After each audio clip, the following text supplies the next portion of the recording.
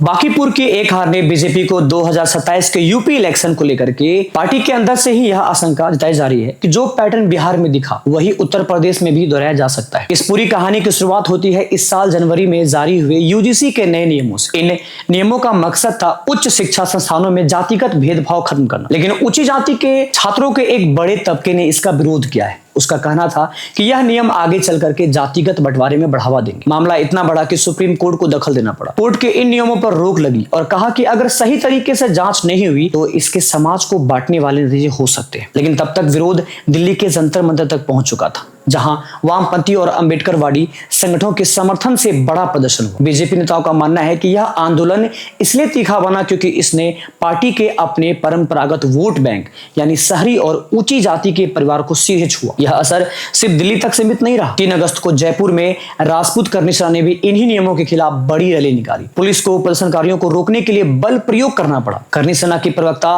विजेंद्र सिंह के मुताबिक अब यह एक अभियान हरियाणा में भी शुरू किया जाएगा। अब आते हैं बिहार पर। बीजेपी अंदर खाने बांकीपुर उपचुनाव की इस हार को इन्हीं यूजीसी नियमों को लेकर के ऊंची जातियों की नाराजगी से जोड़ के देख रही है। यही वजह है कि पार्टी को अब यूपी की चिंता सताने लगी है। यूपी में बीजेपी के कई ब्राह्मण और ठाकुर नेता खुलकर मान रहे हैं कि इस मुद्दे पर समुदाय को समझाना अब मुश्किल हो रहा है। सुल्तानपुर के एक ब्राह्मण नेता का कहना है कि उनके समुदाय के लोग यह सवाल उठाते हैं कि जिस तबके ने राम जन्मभूमि आंदोलन के दौर पर पार्टी को खड़ा किया उसी को नुकसान पहुंचाने वाला फैसला क्यों लिया गया।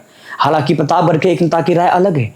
उनका मानना है कि नाराजगी के बावजूद वोट आखिरकार तो बीजेपी को ही मिलेगा, लेकिन उन्हें यह चिंता भी है कि अगर समुदाय का कोई हिस्सा दूर होता है तो उसका रुख बहुजन समाजवादी पार्टी की तरफ जा सकता है, समाजवादी पार्टी की तरफ नहीं। लखीमपुर खीरी के एक नेता एक अलग एंगल दिया। उनके मुताबिक लोगों का गुस्सा राज्य सरकार से ज्यादा केंद्र सरकार की तरफ है, क्योंकि यूजीसी सीधे केंद्र के अधिकार क्षेत्र में आता है। लेकिन उन्होंने आग्रह किया है कि जिस तरह ठाकुर समुदाय ने 2024 में लोकसभा चुनाव में ब्राह्मण समुदाय ने बांकीपुर उपचुनाव में बीजेपी के खिलाफ वोट किया, वैसा ही रुख 2027 में भी दोहराया जा सकता है। यह पहला मौका नहीं है जब सवर्ण नाराजगी बीजेपी के लिए मुश्किल बनी हो। 2024 लोकसभा चुनाव के पहले टिकट बंटवारे को लेकर के भी ठाकुर समुदाय में नाराजगी थी और इसका असर नतीजों पर दिखा। बीजेपी की यूपी में सीटें 2019 में 62 से घटकर 33 पर आ गई।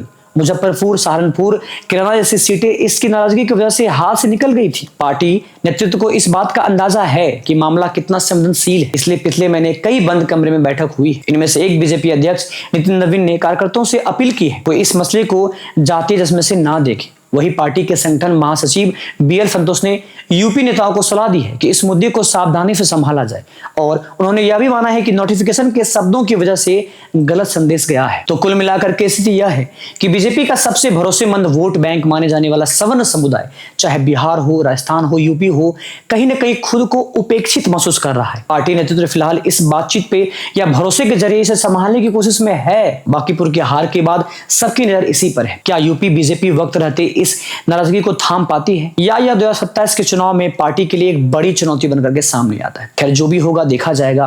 आप हमसे जुड़े रहिए, इस चैनल को सब्सक्राइब करिए और अपनी क्या प्रतिक्रिया है इस टॉपिक पे कमेंट में जरूर से जरूर बताइए। तब तक के लिए जय हिंद, जय बिहार, जय यूपी।